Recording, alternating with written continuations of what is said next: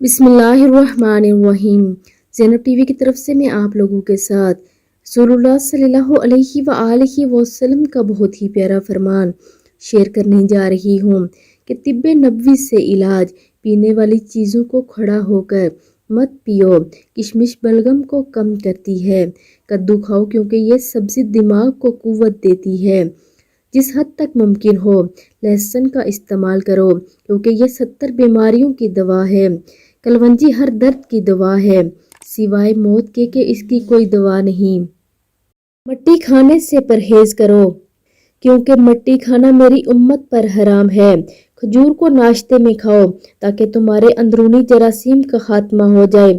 تمہاری غذا میں بہترین غذا روٹی اور پھلوں میں بہترین پھل انگور ہے۔ تو آپ سب بھی اس پر عمل کریں اور ویڈیو کو آگے لازمی شیئر کریں۔ جزاک اللہ خیر۔